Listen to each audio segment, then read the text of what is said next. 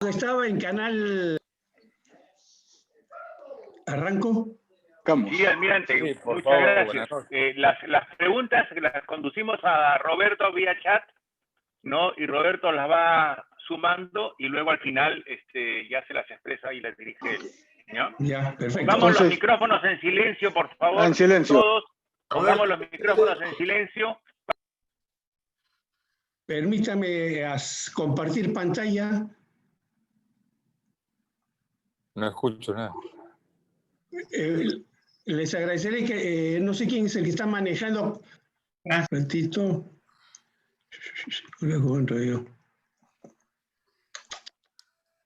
Roberto, pon silenciar a todos. A mí, por favor. Ya. ¿Estamos? ¿Están viendo? Sí, Estamos viendo la pantalla de Roberto. ¿Perdón? Estamos viendo tu pantalla, Roberto. ¿Perdón? Sí. Ahí está. Okay, gracias. Ya. Gracias. Por lo menos ya somos un poco cibernéticos. Le agradezco bastante. Les agradezco, lo primero es agradecer compartir en una sala marista. No nos importa la diferencia de promociones ni edades. Siempre somos maristas, ¿no? Y es la hermosa bandera marista. Así es, almirante. Fíjese, donde está ese cursor entre más y menos, al costado hay un ecran. Presione en ese ecran. ¿A dónde, perdón? En el margen inferior de su lado derecho hay un cursor entre un signo más y un signo menos, ¿no es cierto? ¿Me están viendo mi pantalla o no? Sí, está perfecto, está perfecto. Ya, yo voy a sacarlo más. Ya, ¿Les parece? Okay. Ya Perfecto. Bueno.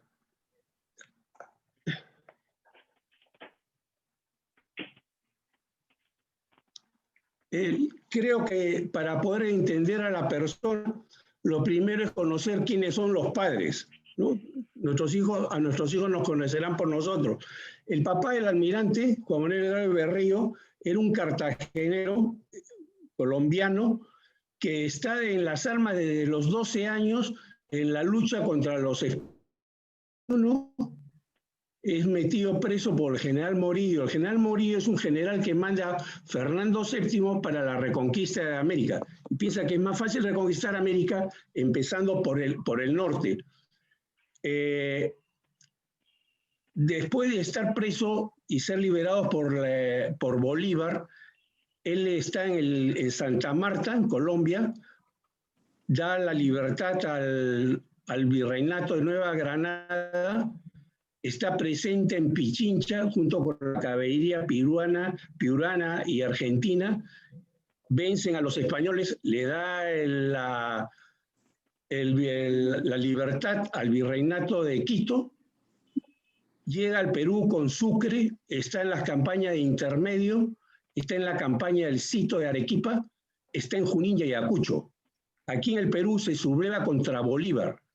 Cuando Bolívar se va y tenemos la primera guerra que tiene el Perú contra la Gran Colombia, Juan Manuel Grau y Berrío está del lado de los peruanos. Algunos los sitúan embarcado con Guise en la fragata Presidente. Después de esa guerra él se queda en Piura y conoce a Luisa Josefa, María Luisa, exactamente el nombre no se le conoce con precisión, ya que su partida de nacimiento no ha sido encontrada. Pero de los 10 años, ella es hija de un capitán de las milicias Seminario y Jaime. Su mamá es hija de un alférez de las milicias del Castillo. En realidad, la familia Seminario del Castillo eran altamente realistas. Un hermano de ellos, Miguel Jerónimo, sí era republicano y es con quien desde muy chiquita Luisa trabaja como intermediaria entre las diferentes facciones que buscaban la independencia de Piura. Con el correr del tiempo, llega Juan Manuel y mantienen una relación. De esta relación nacen 4 hijos de los grados seminarios. Enrique, que hace la misma carrera que Miguel, es marino, se embarca igual que él, pero fallece muy joven, ya de alférez de fragata, cuando la Marina trataba de conquistar la Amazonía, muere en la Merced. Después viene María Dolores, que es casada con un coronel un poco mayor que ella, y el coronel muere en la batalla de Miraflores. Miguel, lo vamos a ver más adelante. Y Ana Joaquina, o Ana, muere soltera, pero es la persona que acompaña al almirante cuando tiene que, a la esposa del almirante cuando tiene que criar sus 10 hijos.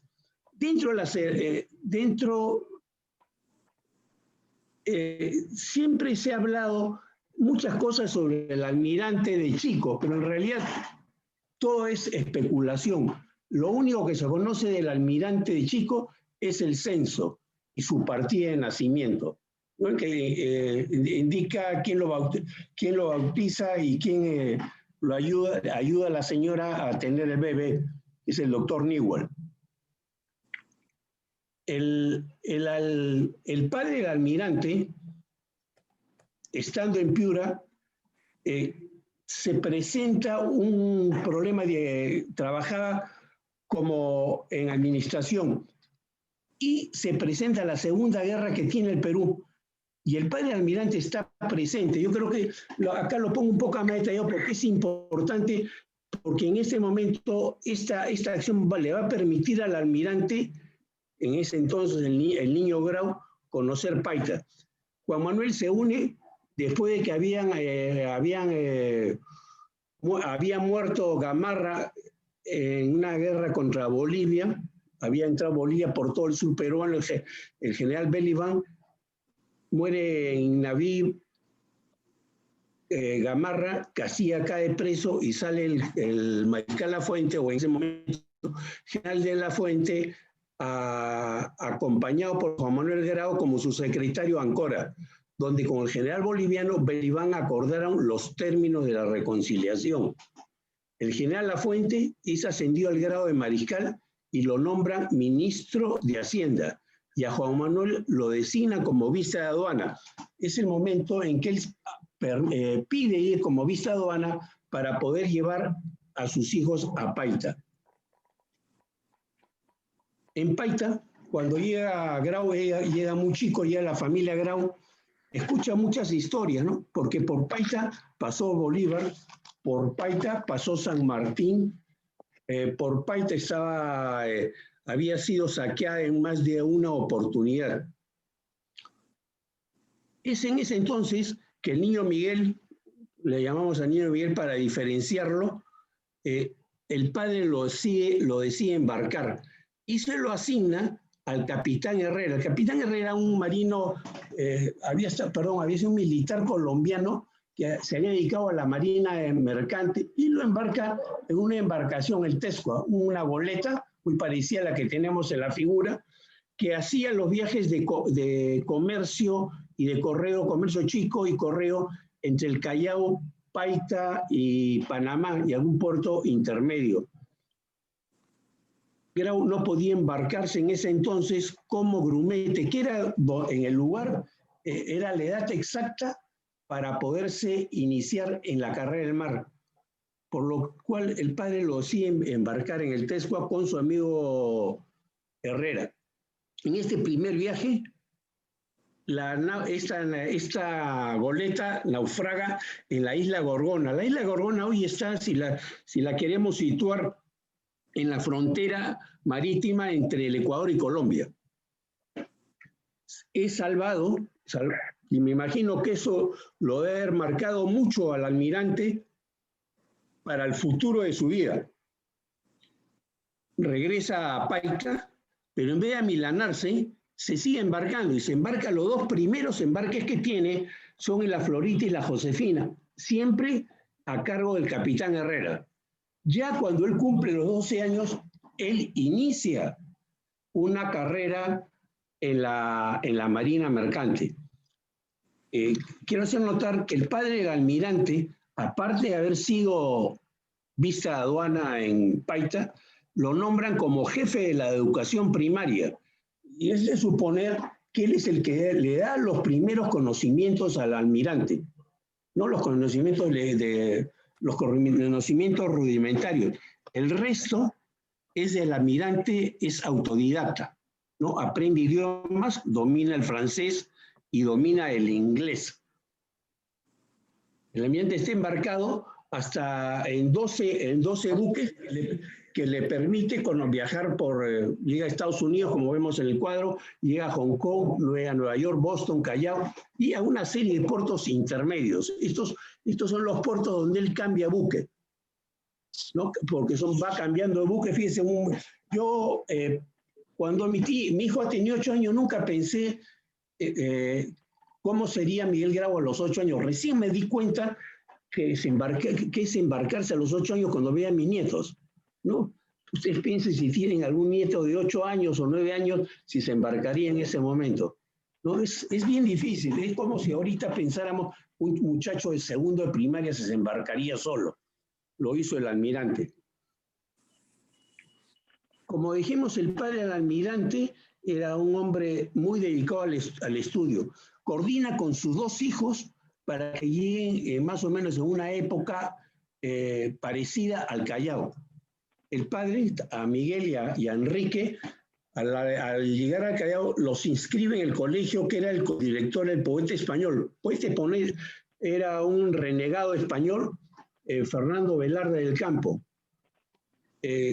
¿Cómo se llama? Los prepara en lo que a él le faltaba para ingresar a la escuela, digamos, a la Marina de Guerra. Habían 2 caminos para entrar a la Marina de Guerra. Uno era por la Escuela Naval Militar, muchachos que entran de 16, 17 años. Ya Miguel y su hermano Enrique eran mayores, ingresan como guardiamarinas. Dan sus exámenes tal como correspondía y entran como guardiamarinas.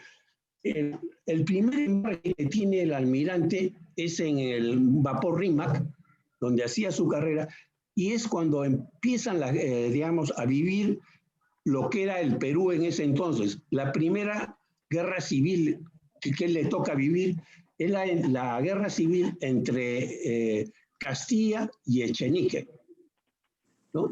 Al final termina Castilla, a Grau no le pasa nada y sigue su carrera hasta que él asciende a la clase de alférez de fragata, es decir, acaba su carrera de guardia marina, es nombrado alférez de fragata y nombrado a la fragata Purim, donde se encuentra con el que es un coterráneo, Lizardo Montero, con el que llevaría una vida muy importante y lo acompaña hasta casi el fin de la carrera de la vida del almirante. Llega a ser presidente de la República Lizardo Montero en un momento y fue el comandante de los ejércitos del sur. Miguel Grau y Lizardo Montero se levantan en armas, mientras cuando el comandante Salcedo, que era un comandante chileno a órdenes del Perú, estaba en tierra y entramos a una nueva guerra civil. ¿No? O sea, no nos puede extrañar en nada lo que estamos viendo en el Perú. Entra a una nueva guerra civil, esta vez entre Vivanco y ¿cómo se llama? Y Castilla. Fracasa, después de casi año y medio, fracasa la guerra civil de Vivanco. Todos los marinos que habían participado igual en el ejército se van al retiro.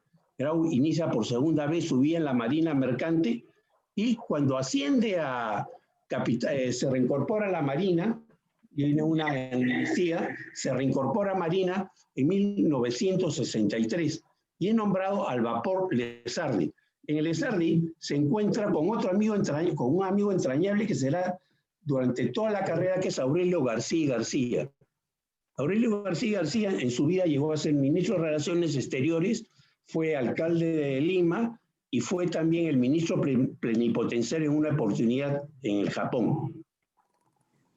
Estando en el Lezardi, se enteran en el Perú que había zarpado la expedición científica de España.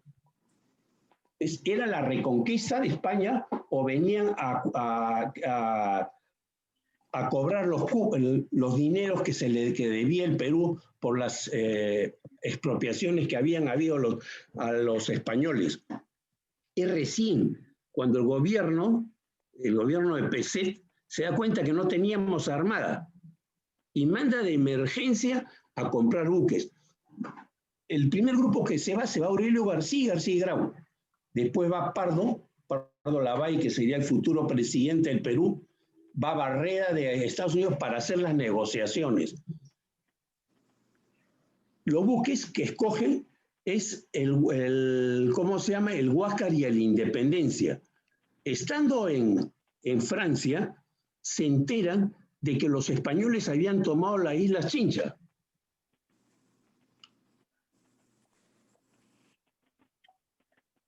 Perdón, disculpen, ¿eh? Es falta de experiencia. Que habían tomado las Islas Chinchas. ¿Por qué toman las Islas Chinchas? Porque era donde ingresaba el dinero al Perú. El guano era la estrella en la parte económica del Perú. Y todo se realizaba a través del guano. Inclusive los buques que se habían comprado con la venta futuro del guano. Al tomar las Islas Chinchas, se dieron cuenta que los buques no llegaban a tiempo y mandan a buscar buques que pudieran adquirir de inmediato, y en Francia encuentran unas corbetas que no se las había llevado a Estados Unidos porque había arreglado la guerra civil. Dos de las corbetas, la Unión y la América, son compradas por el Perú y tienen que salir de noche porque Francia era el aliado español.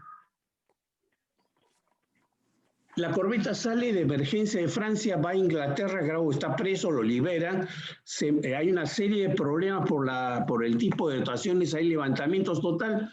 Para no alargarnos mucho, Grau hace el viaje y cuando estaba ya a la altura de Río Janeiro, en Río Janeiro, le habían avisado que había otra guerra civil en Perú. Esta vez se había levantado en guerra civil Prado y Balta contra el presidente Peset. Los dos buques que venían eran los buques de mayor presencia y mayor capacidad del Perú, que adquiría el Perú. Peset manda al padre de Miguel a que lo convenza para que no se pliegue a esta guerra civil o revolución, el nombre que le queramos dar. Grau no tenía las ideas muy claras, no acepta lo que es el padre, a quien quería mucho, era con su padre. Entonces no decide plegar a la revolución, no acepta el tratado de pareja, que era el motivo de la revolución. El padre muere en Valparaíso, lo entierran en el Valparaíso y llega la América y la Unión se pliegan a la revolución de Prado, triunfan y Grau le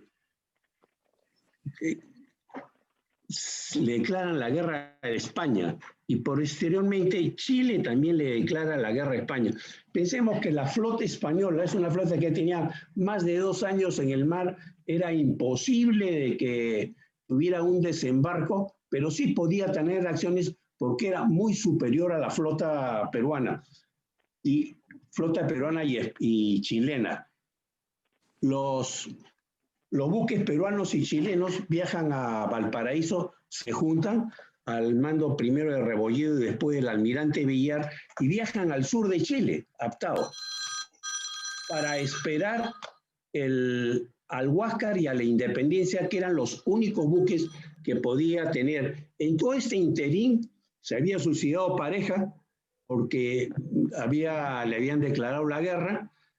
Se había unido la Numancia, que era el buque más grande que existía en ese en ese tiempo en el mundo, un buque de guerra construido en Francia a un precio muy alto.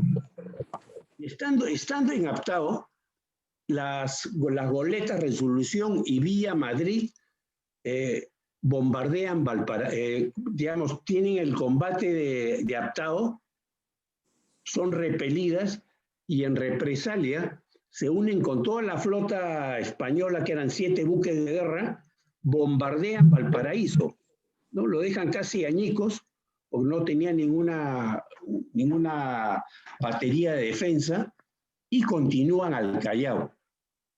Y ahí viene el combate del Callao, o combate del 2 de mayo. Voy a detener un rato, si bien no es parte de la conferencia, pero sí, porque sí, para mí siempre ha sido importante este combate. Primero, se iba a ser el día 1 de mayo. Los españoles lo corrieron al 2 de mayo en conmemoración del aniversario del levantamiento en 1808 de los madrileños contra los franceses. En ese entonces eran enemigos, ahora eran aliados. Es lo que pasa en Europa. Habían 11 baterías, ¿no? Había habido una movilización tremenda de la capital, y primera vez que se unían tanto los peruanos como extranjeros. Se formaron ¿cómo se llama? Las compañías de bomberos, ¿no? Se forma la Italia, se forma la Alemania, la Francia, que hasta ahora las conocemos, ¿no? Va el presidente y también van colegiales. Dentro de los colegiales que van a pelear son los 4 colegios emblemáticos que había en el Convictorio San Carlos, el Guadalupe, creo que era el Santo Toribio, Mogrovejo, y la Escuela de Artes y Oficios. Inclusive, para ir a pelear se escapan 4 cadetes de la Escuela Naval, ¿no? Para estar presente, y existe el famoso Cañón del Pueblo. Mientras, una vez que termina este combate, se van las tropas, se van los buques españoles.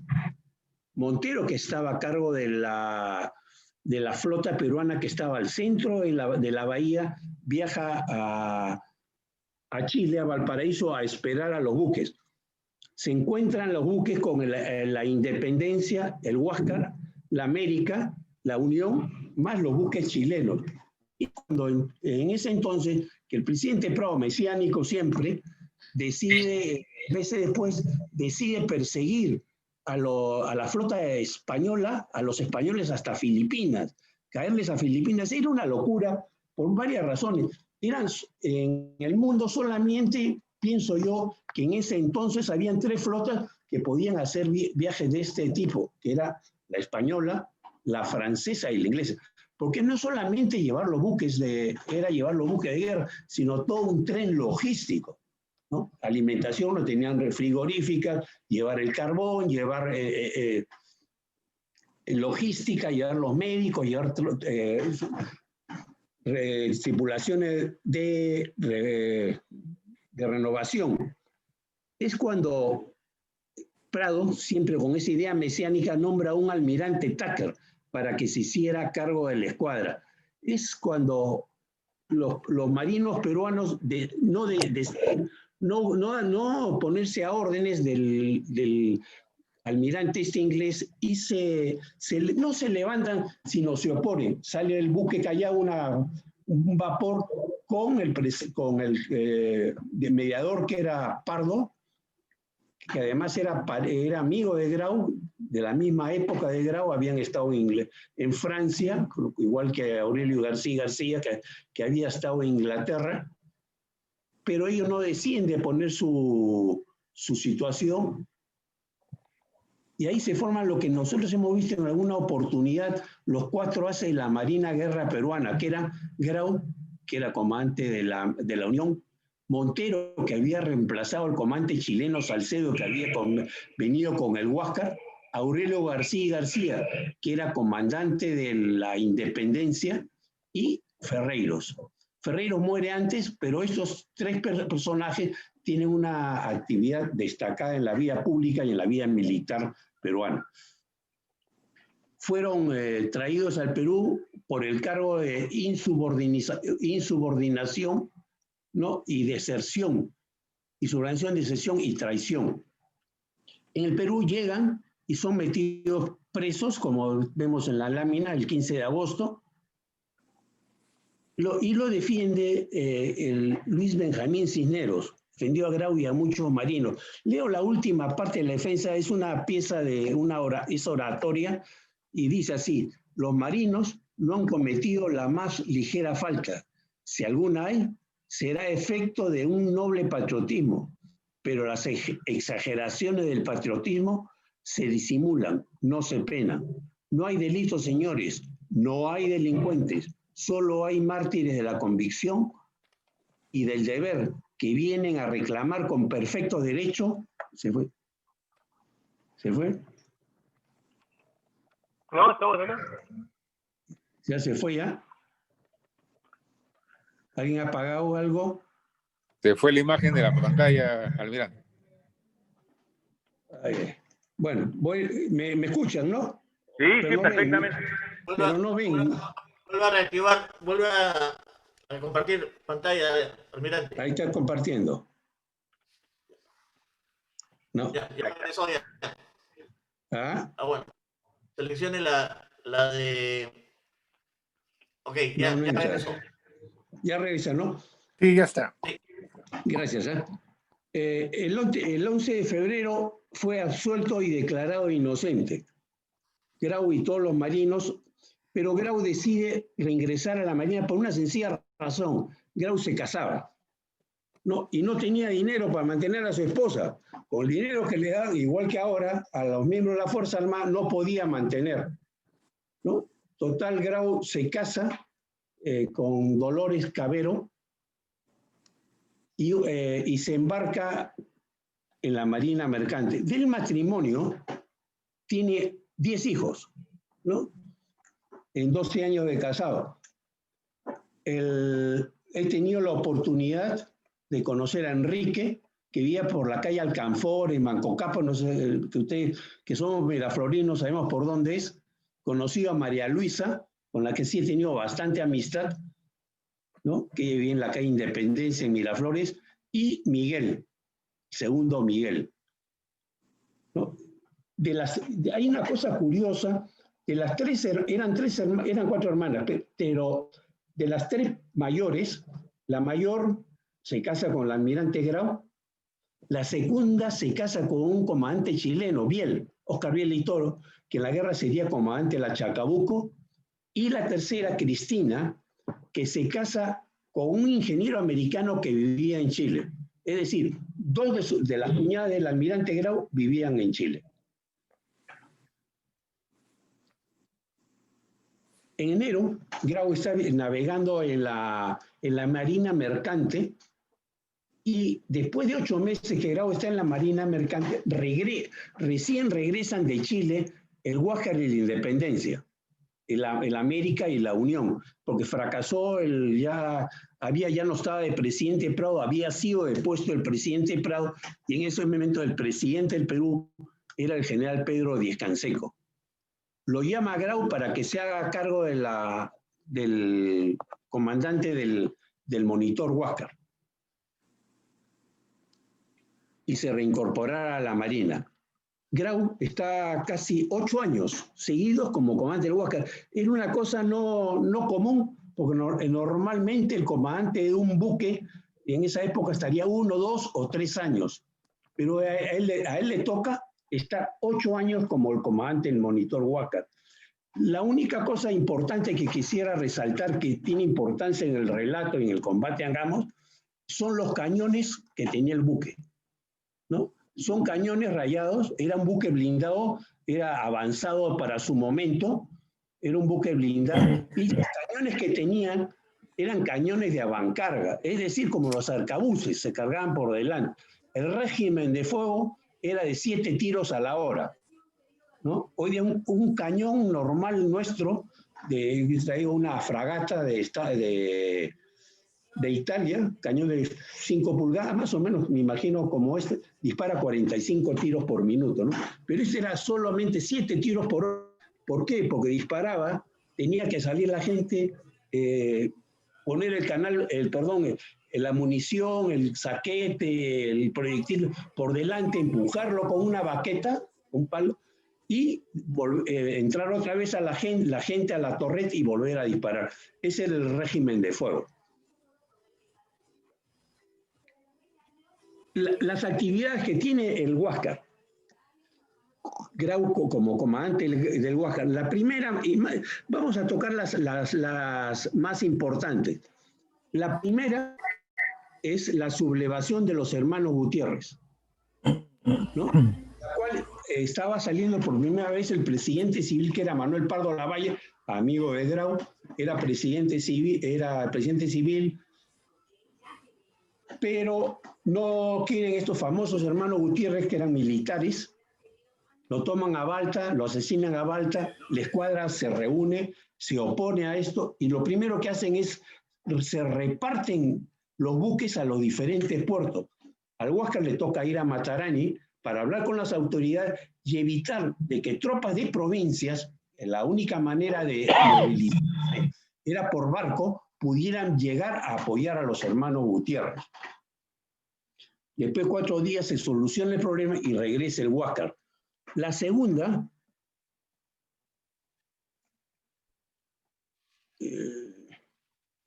otra parte importante es en el año 72, 73, que el Huáscar va a hacer inteligencia, ¿no? La única forma de hacer inteligencia, no habían las comunicaciones, el cable era muy lento, era estar presente, porque ya habían problemas en las fronteras entre Perú y Bolivia, por el problema del salitre. Los bolivianos se quejaban de la actitud que tenían los chilenos. Los chilenos eran dueños de las salitreras de Atacama, pero sobre los chilenos eran capitales ingleses. En 72 y 73 se arman una serie de tratados, ¿no?, de no agresión. Situemos al Perú en el mundo. Por un lado estaba Inglaterra, en el lado de Europa, que estaba en la época de máximo desarrollo del imperio británico, el imperio más grande que ha habido en el mundo. Estábamos en plena era victoriana. En el lado del Atlántico, aquí en América, acababan de pasar las guerras tripartitas, cuatripartitas, guerra entre Uruguay, Argentina, Paraguay, Brasil, Bolivia, etcétera. Todo ese tipo de guerras que hubieron. Ya estaban en época de paz y había quedado como el país con mayor capacidad el imperio de Brasil. Todavía era imperio, estaba bajo el mando de los portugueses. El Perú sigue en los tratados.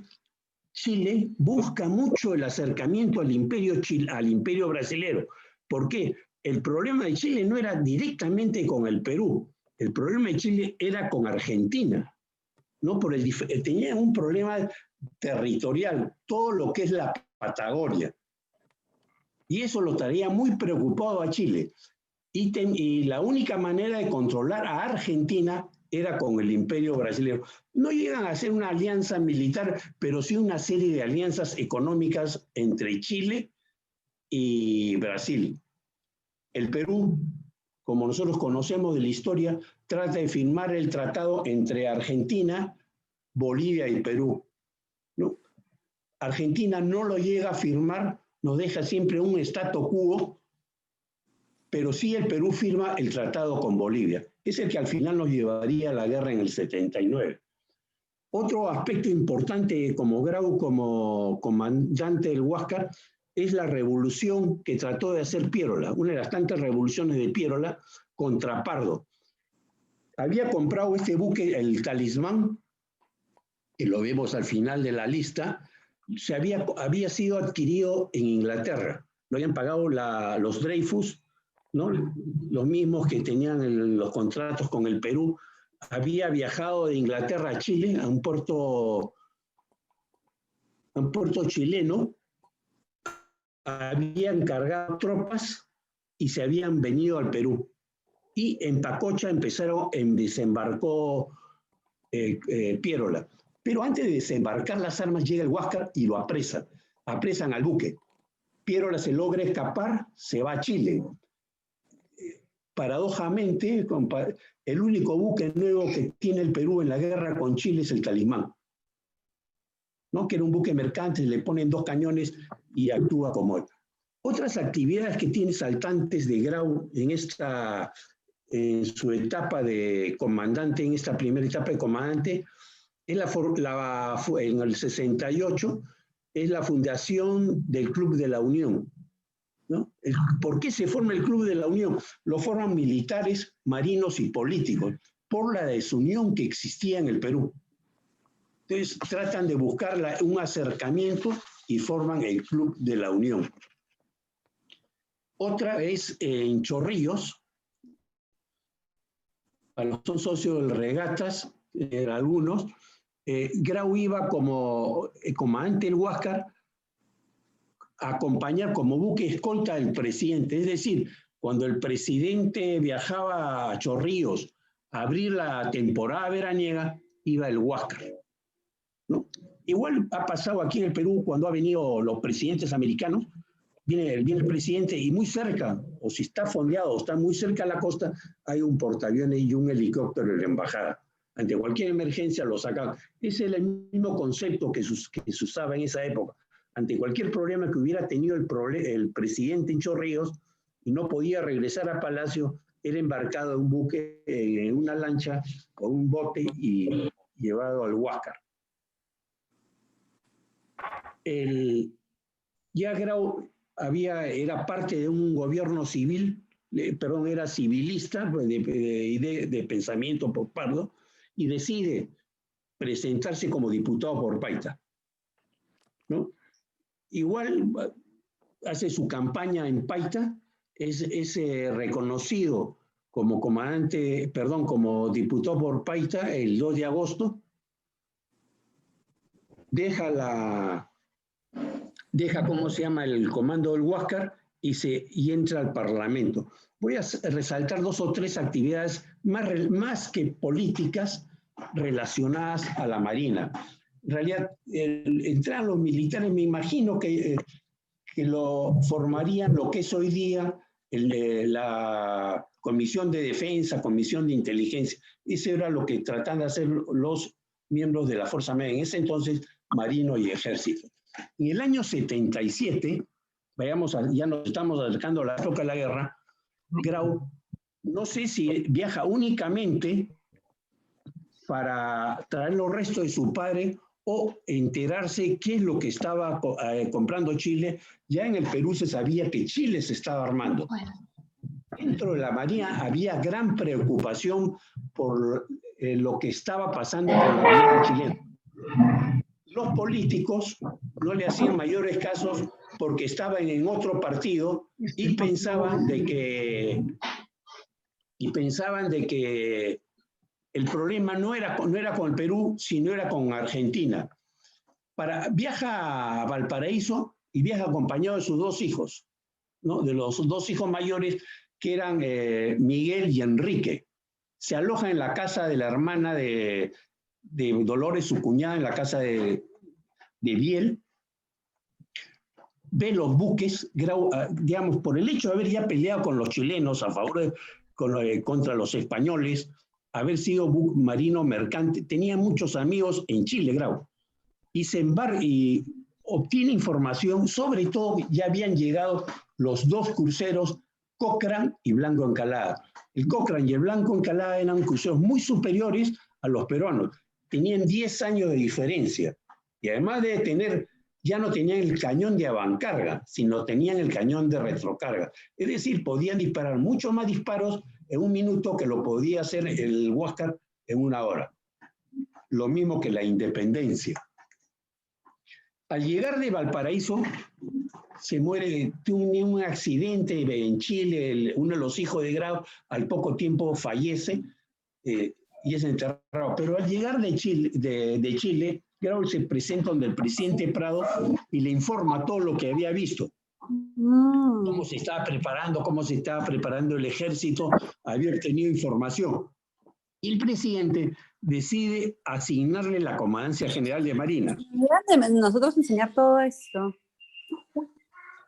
Decide asignarle la Comandancia General de la Marina y junto con un grupo de oficiales, me imagino, se dedican a tratar de levantarla en la Marina, porque ya, vuelvo a repetir, en la Marina sabían que ante cualquier problema que pudiera tener Chile, podía desencadenar un conflicto con Bolivia, que podía estar por el famoso tratado, podía incluirse el Perú. Asume la comandancia del general de Marina el 1 de junio, el 2 de enero del 78, nos vamos acercando a la guerra, presenta su memoria, en especial pedía dos cosas: reforzar la escuadra, mejorar las armas y escuelas, educación para el personal. La mayoría de la tripulación técnica eran extranjeros, ingleses, franceses, alemanes, de diferentes nacionalidades. Había una tripulación peruana que eran más que nada marineros y habían fusileros del ejército. Grau presenta su memoria, ¿cómo se llama? La archiva. No le hacen caso, ¿no? El 11 de septiembre, digamos, hacía la memoria, y el 16 de noviembre Grau sufre un gran dolor porque asesinan al congresista Manuel Pardo de Lavalle, el que había sido presidente. Lo asesinan en el mismo Congreso.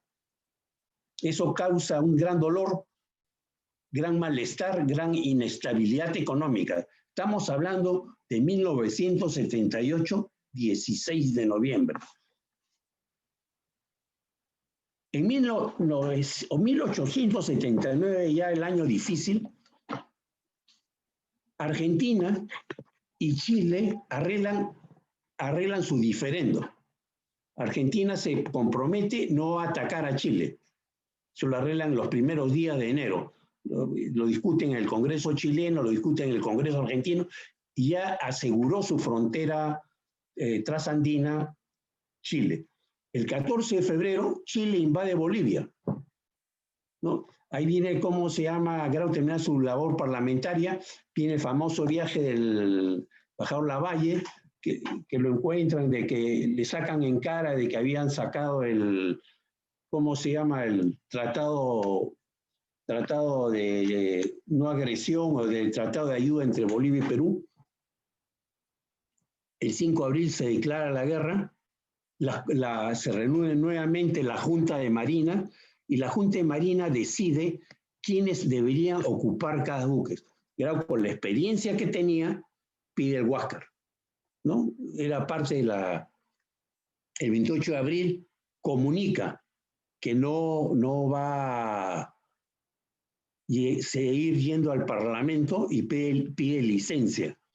Yo creo que esos son los momentos más difíciles en la parte humana que tiene Grau, ¿no? Podía haberse quedado en el Parlamento o quedarse comandante del buque. No nos olvidemos que en la parte humana, la parte sentimental, digo, porque nosotros como marinos sabemos cuando dejamos a nuestras esposas y a nuestros hijos, nos vamos preocupados. En este caso, Miguel Grau deja a una esposa joven y a 8 chicos, ¿no? El mayor creo tenía 11 años, entre 10 y 11 años, y el último tenía 5 meses de nacido. Junto con Luisa está la hermana de Grau, Ana. El monseñor Roque Boloña, Grau era un hombre de mucha convicción católica, ¿no? Y lo demostraba en diferentes épocas de su vida. Le regala esta santita que está en el Museo Naval, que dice: Miguel, que esta santita nuestra te acompañe, y si no te regresa con vida, que te traiga lleno de gloria. Es un mensaje que le da, y es algo bueno recordar, no, sobre todo que nosotros la mayoría somos católicos. Esta es la zona que tiene guerra, que tiene la zona de campaña naval en las correrías del Huáscar, que vamos a ver un poquito más adelante. Es la zona entre Arica y la frontera de Bolivia y Chile. Ahí está Antofagasta, está Iquique, están Gamos, etc. Esa es la zona básica que le toca ver. El día de la declaratoria de guerra del Perú, en marzo, salen 2 buques, que es la Pilcomayo y la Unión. Tienen pequeños enfrentamientos con buques chilenos, pero la política, la estrategia que llevaba a Chile era el bloqueo de los puertos. ¿Qué sucede cuando bloquean el puerto? No pueden salir los buques mercantes y la economía de un país cae inmediatamente. Y la única manera es el comercio exterior. Al final, todo va a la economía. El 16 de mayo, la flota, fíjense las coincidencias que hay en la vida. La flota chilena que estaba bloqueando al mando del almirante Rebolledo, bloqueando Iquique, decide zarpar al Callao porque sabían que los buques peruanos no estaban y los querían agarrar en puerto. Hundían a la flota en puerto y se acaba la guerra, no había nada que hacer ya, porque todavía no, recién eran los primeros días de la guerra. Pero ese mismo día zarpa la flota peruana, ¿no? Zarpan 4 buques de guerra, más 3 buques de auxiliares en los cuales viajaba el presidente Prado. Prado se dirigía a Arica a dirigir la guerra. Se dice que, de acuerdo a los estudios que se ha hecho, que se cruzan a la altura de Nazca. La flota peruana pegado a costa y la flota chilena a mar. Hubo la suerte de que no se encontraran. Si se hubieran encontrado, el resultado también sería, creo que, favorable a Chile. Pongo esta fotografía, digamos, con dolor de corazón, porque es el Huáscar chileno, ¿no? Esos primeros son los colores que tiene Huáscar en Chile. Esta es la insignia chilena y este es el escudo chileno. La pongo ¿por qué? Para enseñarles qué cosa era el espolón. El espolón es esta protuberancia de proa del buque, ¿no? Que con eso es que atacaban al buque. Ese era lo que utilizaba tanto la Independencia como utilizaba el Huáscar. Después de la guerra cambian las cosas. Otro punto saltante es que inteligencia, los buques, la única forma de obtener inteligencia e información de la escuadra enemiga en ese entonces era entrando a puerto o interceptando buques mercantes.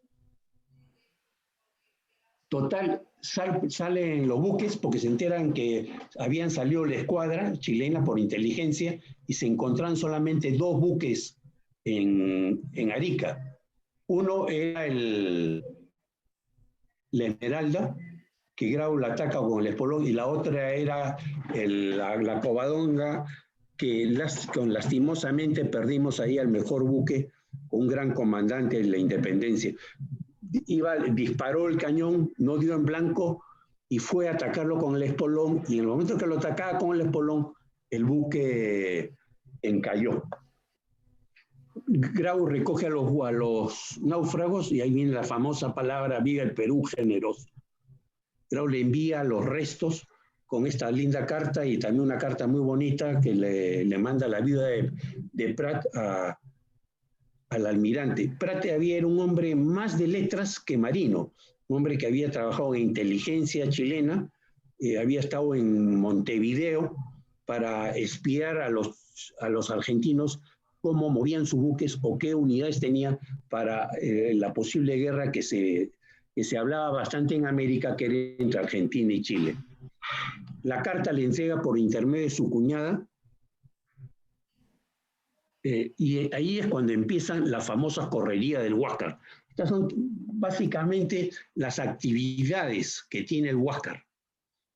Aquí dentro de estas actividades, Grau evade o esquiva al Blanco de Calá, también en un momento digamos, tiene intercambio de fuegos, pero no estaba el segundo blindado, que era el Cochrane. Y era una de las grandes preocupaciones de Grau, dónde estaba el Cochrane. Él sabía que con el Huáscar podían evadir, ¿cómo se llama?, a la flota. Perdón, el Huáscar podía evadir a la flota, pero con los 2 acorazados, el Encalada y el Cochrane, no tenía nada que hacer.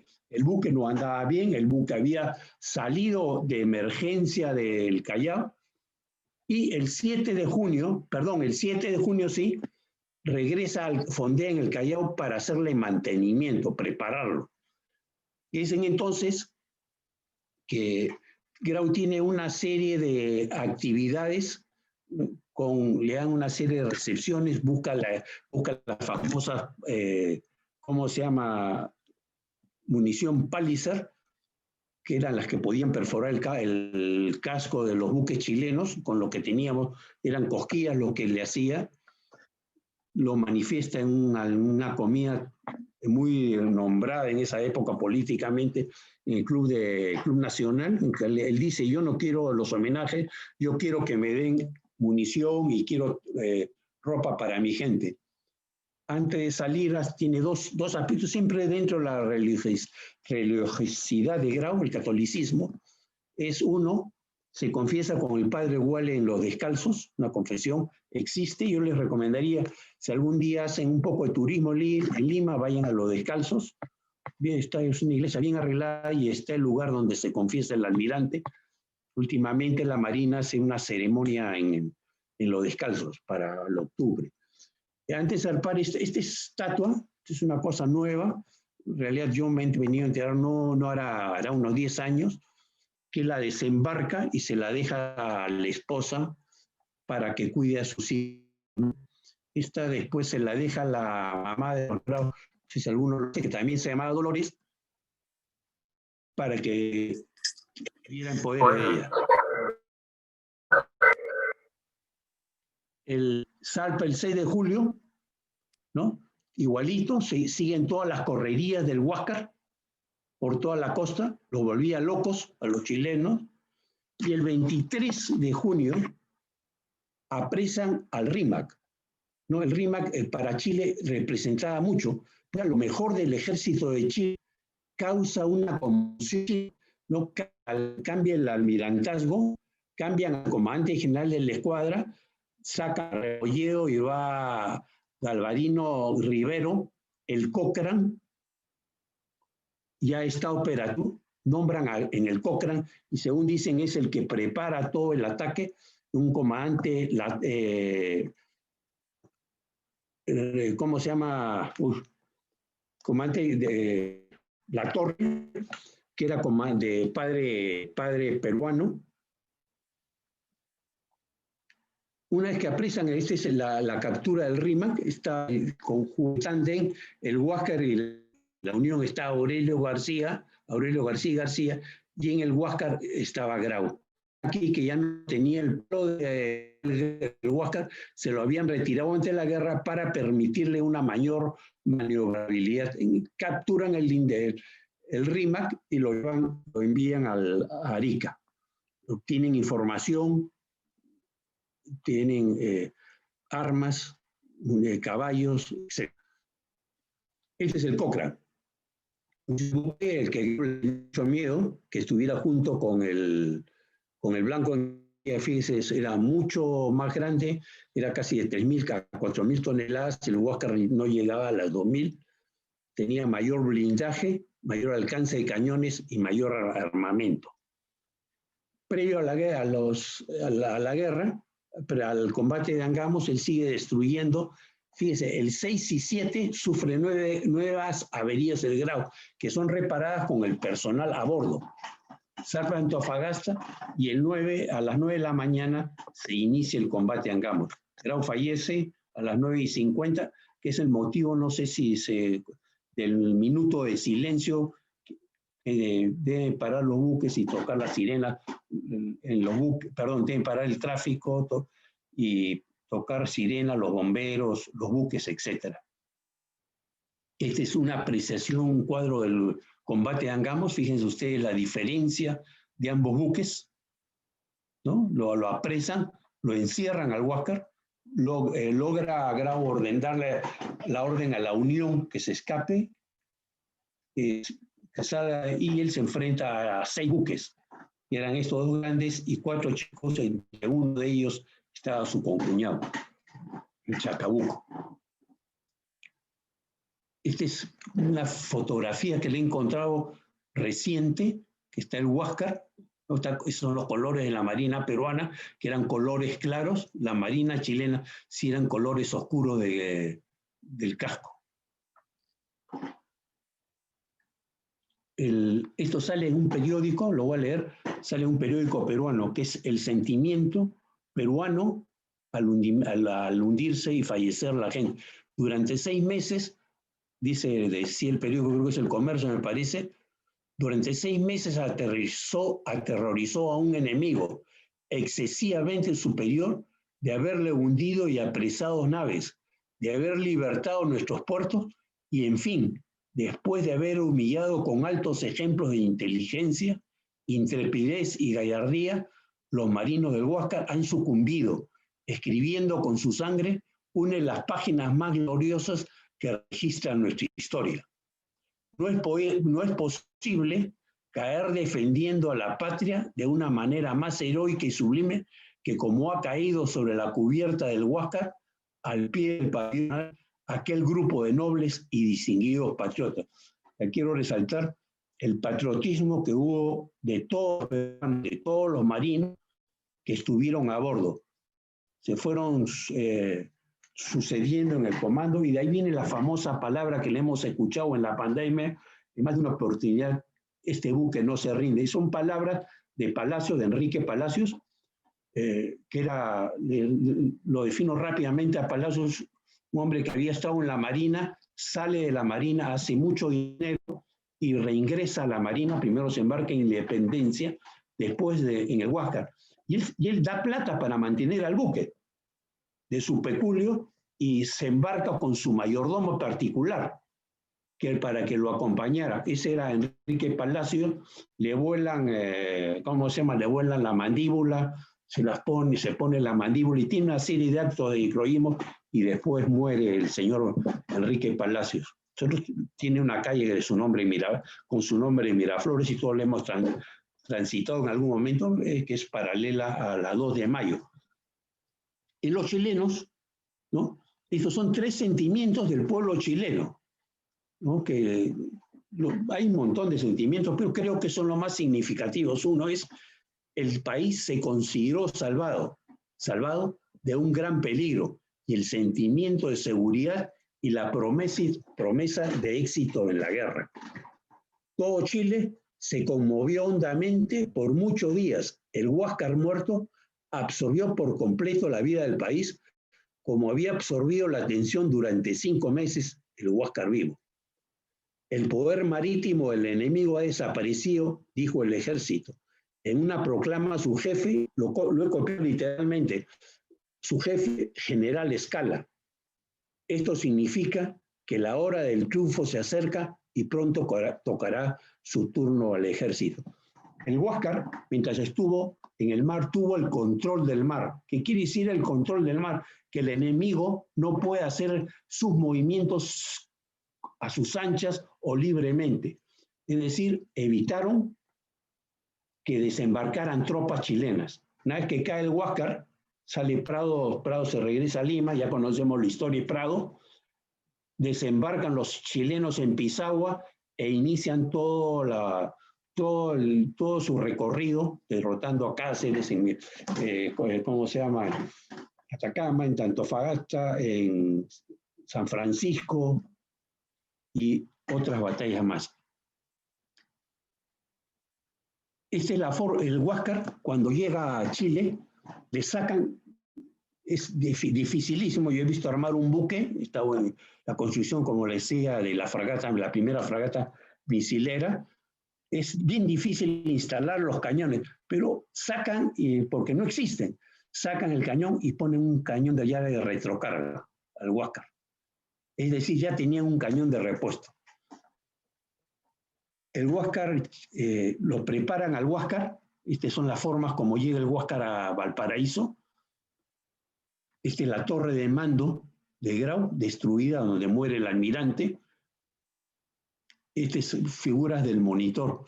El Huáscar fue el buque chileno que más actividad con bandera chilena tuvo en el Perú, ¿no? Estuvo desde Paita hasta Arica. Estuvo en el bombardeo de Arica, estuvo en Paita y estuvo en el bombardeo de Lima también, del Callao. Este es algo que es bien importante verlo. Nosotros, bajo ningún concepto, podríamos ganar una guerra después, fíjense, 6 presidentes en 4 años de guerra.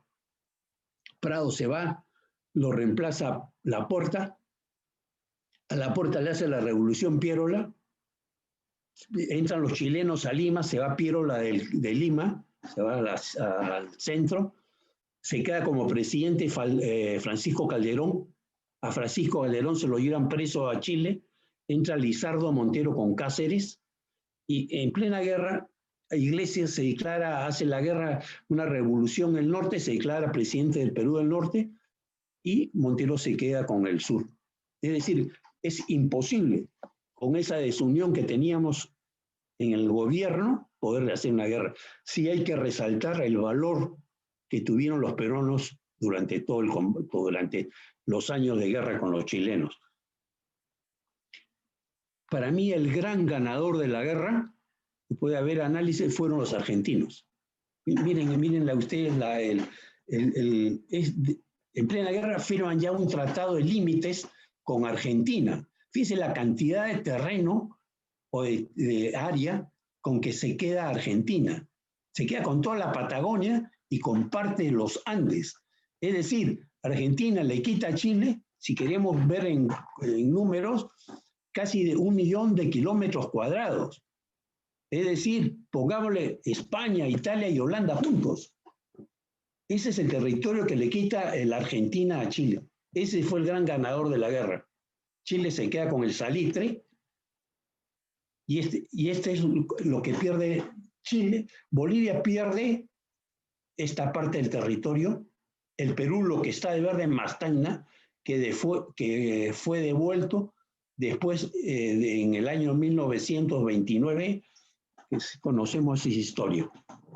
Grau, soy caballero de los mares, gran almirante del Perú, declarado en el 50 casi en el año 60, peruano del milenio, peruano más distinguido del milenio, intervinieron en este concurso Cáceres, Santa Rosa,